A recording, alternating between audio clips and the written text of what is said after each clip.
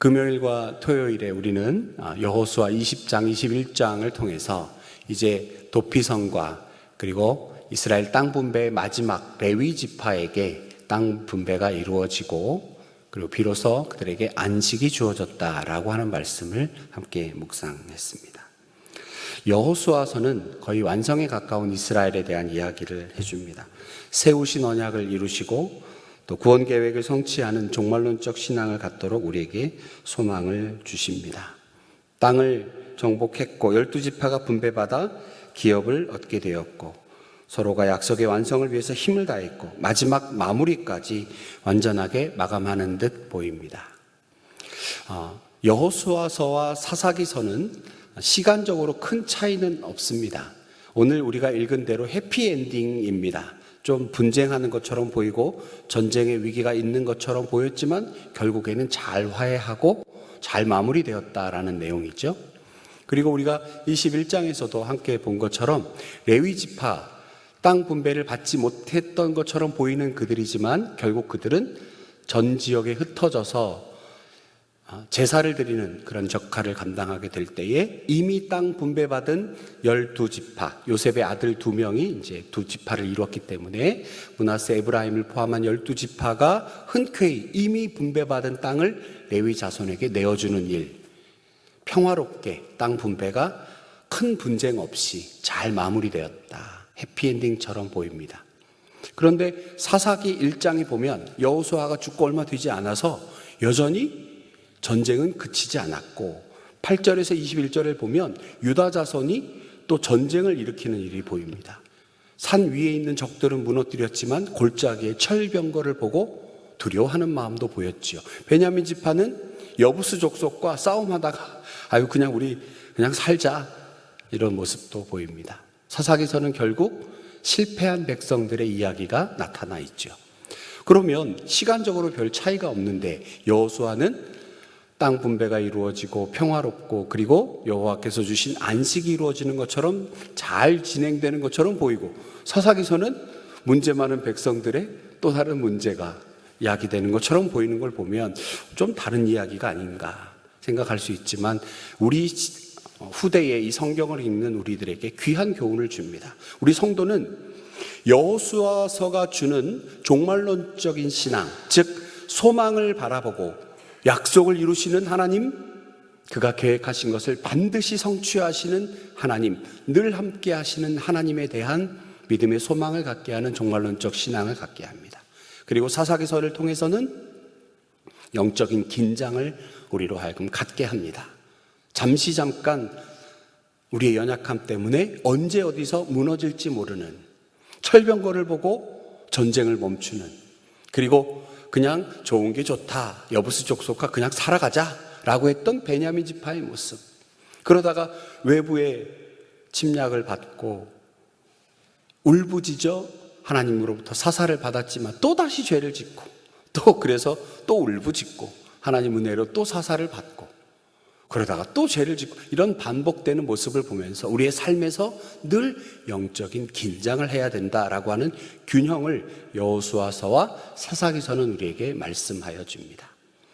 여호수아서에서 우리에게 말씀하여 주신 그 말씀, 오늘 본문은 특히 새로운 시대를 맞아 짚고 가야 할 중요한 문제의 하나인 소통의 문제를 우리에게 교훈하여 주고 있습니다. 말씀드린 것처럼 이제 땅 배분이 다 끝났고 그리고 비로소 안식도 주어졌습니다. 그리고 여러분 잘 아시는 것처럼 여호수아서를 계속 읽으면서 오셨지만 요단 동편과 요단 서편으로 나누어질 때 요단 동편에는 이미 르우벤 지파와 갓 지파와 므낫세 반 지파가 땅을 이미 배분받았습니다. 이들은 가축이 많고 소유가 많았습니다. 그래서 어찌 보면 요단강을 건너가 저 땅을 차지하기 위해 정복 전쟁을 굳이 치르지 않아도 요단 동편에 이미 땅을 배분받았습니다. 그리고 자신들의 가축과 가족들은 거기에 남아 있을 수 있고 굳이 가서 선봉에 서서 전쟁을 치를 이유까지는 얘기 그렇고 거기에 이렇게 동기부여가 될 그런 상황은 아니었다는 거죠. 왜냐하면 이미 받았으니까. 굳이 위험을 감수하고 목숨 걸고 요단강을 건너 요단 서편 가나안 땅을 정복해야겠다는 그런 어떤 위험을 감수하지 않아도 됐지만, 그러나 본문의 성경에 보면 이들이 누구보다 적극적으로 열심히 그 가나안 땅 정복을 위해서 세 지파의 장정들이, 용사들이 정말 용맹하게 싸웠던 것을 볼 수 있습니다. 다 이제 끝났습니다. 그리고 이들은 자신의 땅으로 돌아갑니다. 요단 동편 루벤, 갓, 므낫세 반지파는 자신들의 가족과 자신들의 재산이 있는 그곳으로 돌아가는 과정이 오늘 기록되어 있습니다. 그런데 어떤 문제가 있었느냐 하면 이들이 제단을 쌓았다는 겁니다. 제단을 쌓았다. 가나안 정복 전쟁이 끝난 후에 가나안 정복 전쟁에서 큰 공을 세우고 그리고 그 대가로 받은 그들의 기업이 있는 요단 동편 길앗 땅으로 가는 도중에 요단 언덕가에다가 큰 단을 세웠다는 것입니다. 그런데 이 소문이 다른 지파 사람 백성들에게 들리면서 그들이 이 세 지파에게 분노하고 있습니다. 여러분, 이 부분에서 소통을 논하기 전에 이때 이스라엘 백성들에게 굉장히 좋은 어떤 영적인 긴장이 있었구나, 거룩함에 대한 요구가 있었구나라고 생각할 수 있습니다. 와, 다른 제단을 쌓다니, 실로에 있는 유일한 하나님의 제단 외에 다른 제단을 쌓다니 있을 수 없는 일이야. 지금으로 따지면 우리 이곳에서 예배해야 되는데 다른 곳에 또 다른 제단을 쌓아놨다. 그럴 수 없다. 어찌 보면 지금까지 함께 하신 하나님, 그리고 안식을 비로소 허락하신 하나님, 그래서 예배하게 하신 하나님으로 인하여 이들은 영적으로 충만해 있었던 상황인 것 같습니다.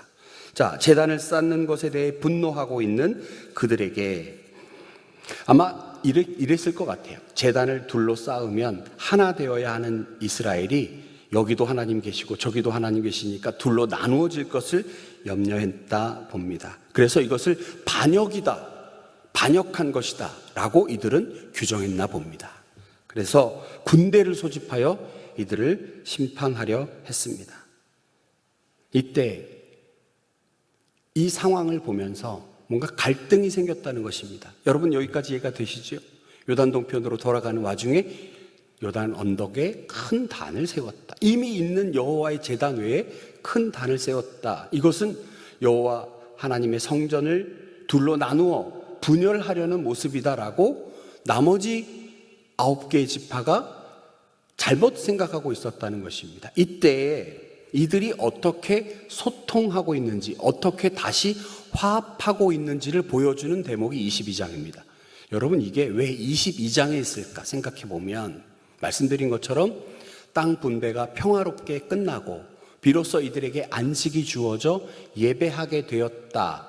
그리고 끝나는 것이 아니라 이럼에도 불구하고 우리가 사는 이 사회에서, 현대 사회에서, 우리의 삶에서 얼마든지 갈등이 있을 수 있다라고 하는 것을 보여주는 대목입니다. 우리는 어제 얼마나 은혜로운 예배를 드렸습니까? 어버이 주일 막 정말 꽃들이 온 회중석에 벌고벌고하게 카네이션 단 우리 성도님들 보니까 너무 좋았습니다.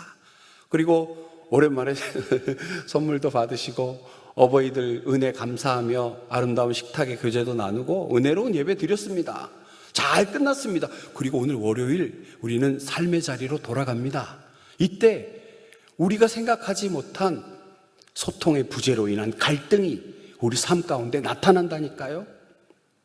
우리 삶 가운데 늘 어제처럼 평화롭고 은혜롭고 행복한 시간들만 있는 것이 아니라 서로의 오해로 인하여, 갈등으로 인하여 어려움을 겪게 될 수도 있다라고 하는 것을 22장에서 가르쳐 줍니다.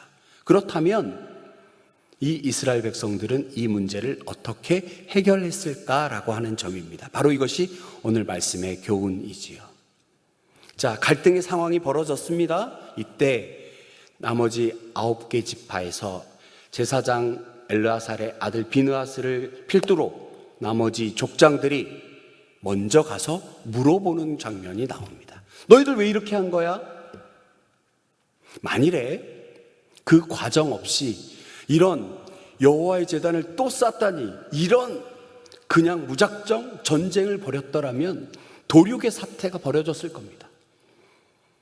그러나 은혜가 충만한 그들은 먼저 나머지 세 지파, 므낫세 반지파, 르우벤 갓지파의 사람들에게 가서 너희들 무슨 짓 한 거야? 왜 그런 거야? 이게 무슨 일이야? 라고 물어보는 일. 여러분, 이것이 얼마나 갈등을 해결하는 기초가 되었는지 모릅니다. 이때 이 세 지파가 무슨 소리야? 우리 그러려고 한 게 아니야. 우리는 후대에 여호와께서 우리에게도 땅을 주셨어. 우리와도 함께 하셨어라고 하는 표시를 보여주려고 했을 뿐이야. 여기서 우리가 또 다른 하나님을 섬기려고 했던 거 절대 아니야 라고 대화하는 장면이 나옵니다.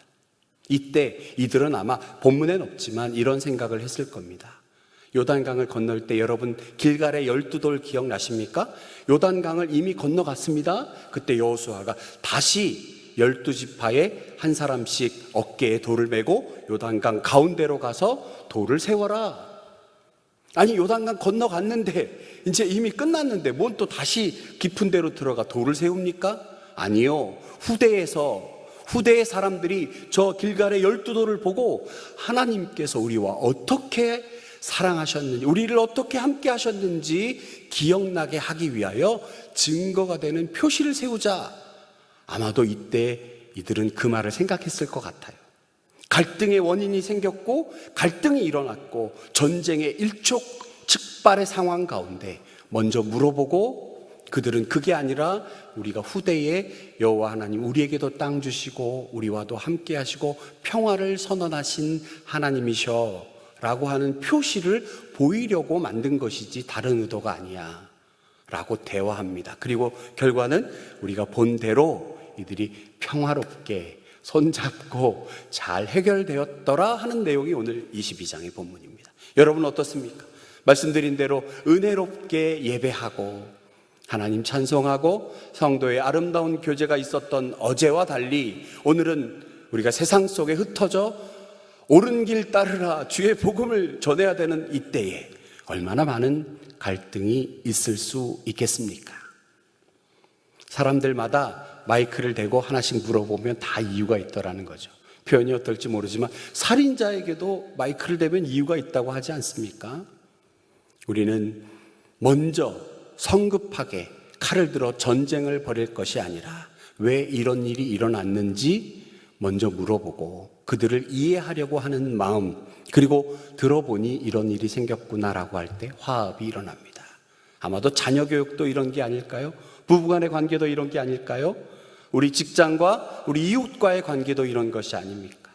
아니, 이 녀석이 이럴 수 있나 야단치고 무작정 혼내는 것이 아니라 너 왜 그런 일이 있었는지 엄마 아빠에게 설명해 줄 수 있겠니? 라고 물어볼 때 아이는 마음을 열고 얘기하겠지요. 우리 이웃들에게, 우리 직장에서, 우리 사업장에서 만나는 사람들에게 오늘 본문이 교훈하여 준 이 귀한 소통의 문제를 우리 삶에도 적용합시다. 그런 것이 바로 예수 그리스도의 사랑, 자비로우신 하나님의 은혜의 긍휼이 우리 삶 가운데 넘쳐날 줄로 믿습니다. 우리에게 승리를 반드시 허락하여 주시고 화평과 평화를 허락하시는 그 하나님의 은혜 가운데 오늘도 여러분들 귀한 삶의 주인공들 되시기를 간절히 축원합니다. 감사합니다. 주님 감사합니다. 오늘 귀한 말씀 통해서 은혜 주신 것 감사합니다. 깨닫고 순종하는 우리 모두 되기 원합니다. 기도하겠습니다. 전능하신 아버지 하나님, 일촉즉발의 전쟁 앞둔 상황에서 이스라엘 온 지파가 화합하며 화평하며 갈등의 문제를 해결하는 모습들을 보게 되었습니다. 하나님, 오늘 우리의 삶 가운데 벌어질 많은 일들 가운데 하나님, 먼저 우리가 이해하는 마음, 그들을 하나님의 사랑으로, 우리 주님의 사랑의 모습으로 그들을 이해하고 바라보는 참으로 은혜를 허락하여 주셔서 우리 삶 가운데 예수 사랑의 향기가 온 동네에 퍼져나갈 수 있도록 하나님 함께하여 주시옵소서. 그런 기도가 우리 입에서 하나님께 터져나올 수 있도록 하나님 은혜 내려 주시옵소서. 함께 하심을 감사드리며 예수님 거룩하신 이름으로 기도하옵나이다. 아멘.